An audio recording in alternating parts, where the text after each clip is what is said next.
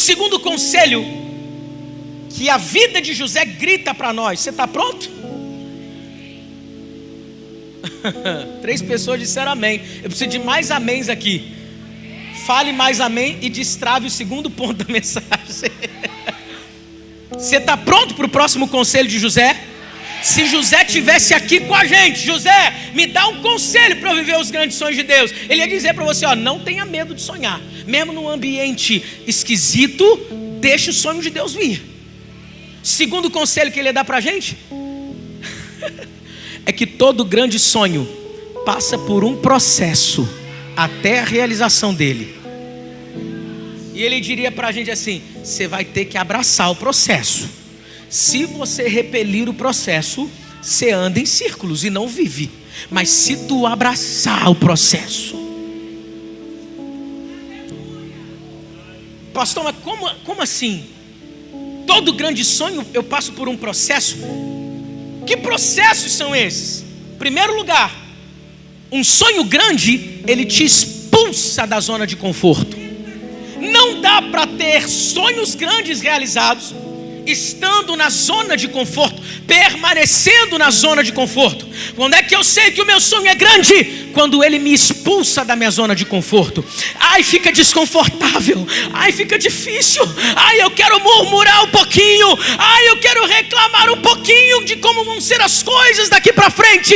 É porque você está fora da sua zona de conforto. Não vai estar agradável. Vai ser difícil muitas vezes. Vai ser muito difícil muitas vezes. Mas eu aprendi, já declarei isso aqui. A obra de Deus, ela é assim. Ela começa difícil, torna-se impossível e então é feita, porque não é na sua força, não é você mesmo quem realiza seus sonhos, não é você mesmo quem realiza esses sonhos grandes que vem do alto para você, é Deus que vai indo à frente, abrindo o caminho, preparando tudo para que você chegue lá. Cadê você que vai passar a sonhar os sonhos de Deus nesse lugar?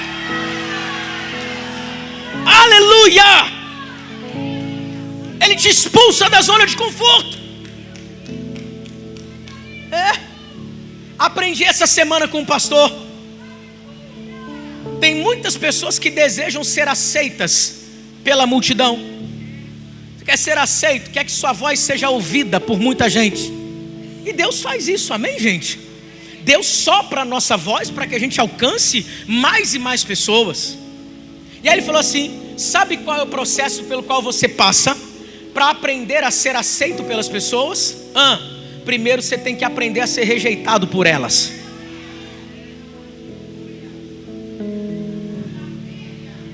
Só sabe ser aceito pelas pessoas quem aprendeu antes a ser rejeitado por elas. Eu vou falar. Eu sou de Xerém. Eu sou vizinho do Zeca, aleluia. Mas do Claudinho também.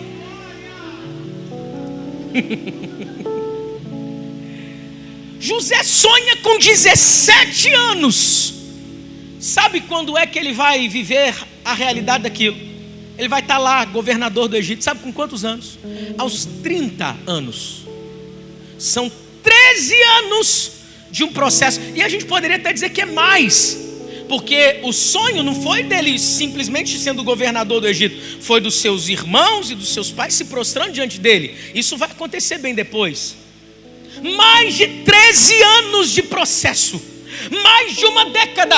A gente sonha grande sexta-feira e quer no sábado de manhã, com sucrilhos no café da manhã, está vivendo completamente os sonhos de Deus.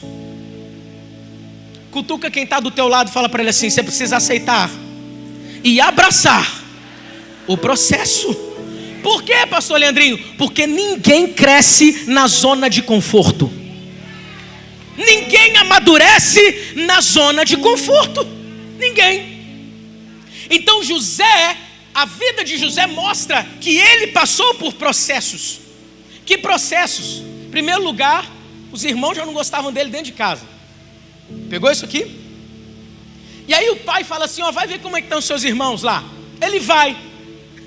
Eu estava lendo de novo a história de José. Eu fiquei assim, Léo, rapaz, José era um cara tão comum, mas tão comum. Por quê?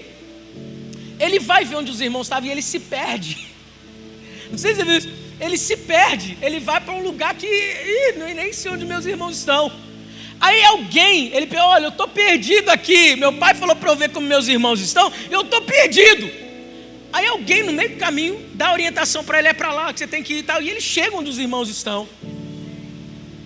Talvez se ficasse perdido ia ser bom para ele, na ótica de muitas pessoas, só que ele não estaria próximo do cumprimento do seu sonho. E aí, gente, seus irmãos, quando olham para José, gritam, texto que a gente leu, lá vem o sonhador, olha lá, e começaram a intentar contra José, vamos matá-lo. Rubem chega e fala assim, não mata não, joga dentro da cisterna, joga dentro do poço. Jogaram dentro do poço. Rubem sai para dar uma volta, fazer alguma coisa. De repente, José já não estava mais lá. Ele foi vendido para uma caravana de ismaelitas de Midian. Rubem volta, vocês venderam ele? Vendemos ele. Foi vendido como escravo agora. Olha, está indo lá, a caravana está indo, ele está indo embora. Jogado na cisterna, odiado pelos irmãos em casa, jogado numa cisterna pelos próprios irmãos, vendido como escravo para uma caravana de ismaelitas. Aí, como se não bastasse, essa caravana o vende de novo. Gente, a maioria de nós já teria talvez desistido no meio do caminho, já teríamos reclamado dizendo assim, Deus, esse sonho que o Senhor me fez sonhar aqui, eu estou fora, não quero viver isso para a minha vida. Só que em nenhum momento a gente vê José assim. Porque quem é preenchido por um grande sonho de Deus, é por isso que você tem que sonhar grande. Quanto maior for esse sonho, menos espaço tem para murmuração dentro de você. Meu sonho é tão grande, mas é tão grande, mas é tão grande, que eu não posso descer ao nível deles para brigar do mesmo jeito que eles estão fazendo contra mim.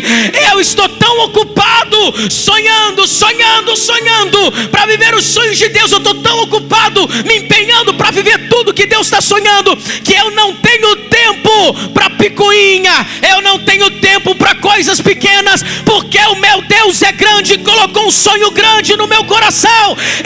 Eu não arredo o pé daqui enquanto o sonho de Deus não se cumprir em mim. Pode ficar chateadinho comigo aqui dentro, pode me jogar numa cisterna, pode me vender como escravo, pode me vender quantas vezes quiser. Eu tenho um sonho grande dentro de mim, e eu não vou arredar pé enquanto não viver cada uma das promessas de Deus.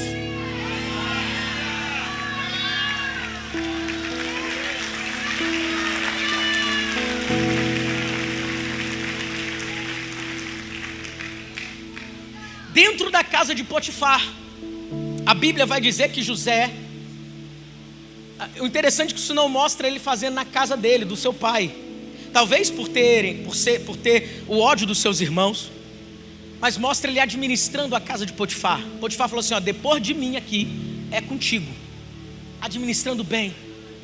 Olha só. E aí, a Bíblia vai dizer que a esposa de Potifar faz uma calúnia contra ele, e ele vai parar na prisão. Gente do céu, esse garoto tinha tudo para ser depressivo, sim ou não? Murmurador. Ele tinha tudo para ser um cara complexado, e a gente por muito menos fica vivendo os complexozinhos. Levanta, acorda.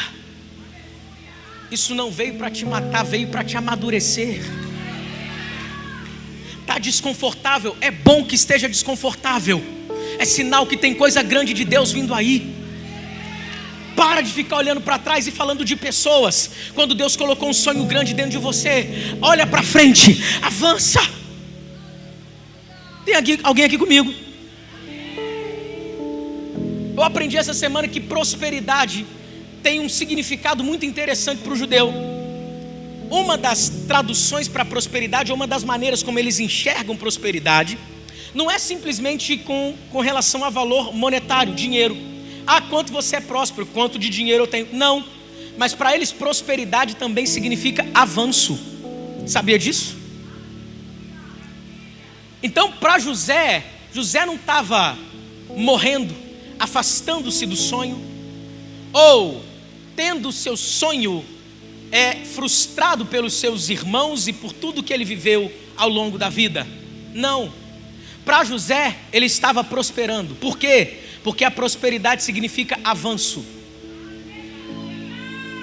Só que nem todo avanço na sua concepção é avanço na ótica divina. Também nem todo retrocesso na sua visão é retrocesso na ótica divina. Para muitos de nós que olhássemos a vida de José, a gente ia falar assim: estão afastando ele dos sonhos dele. Porque se a tradução do sonho, a interpretação do sonho, era o pai se prostrando diante dele, com os irmãos se prostrando diante dele, e ele sai da casa do seu pai, significa que ele está afastando-se do seu sonho. Mas na ótica divina não era isso, era algo muito maior. Os irmãos vão se prostrar, os pais vão se prostrar, mas a partir de uma realidade completamente diferente do que se imagina. Estavam pensando que estavam afastando José, mas ele estava avançando. Me jogaram numa cova, mas estão me aproximando da promessa. Me venderam para uma caravana, mas estão me aproximando. Vocês pensam que estão me afastando da casa do meu pai? Estão me afastando da casa do meu pai, mas não tem problema. Quando Deus dá o sonho, mesmo que eu saia da casa do meu pai, se é o sonho de Deus, a casa do meu pai vai até mim para se dobrar diante de mim.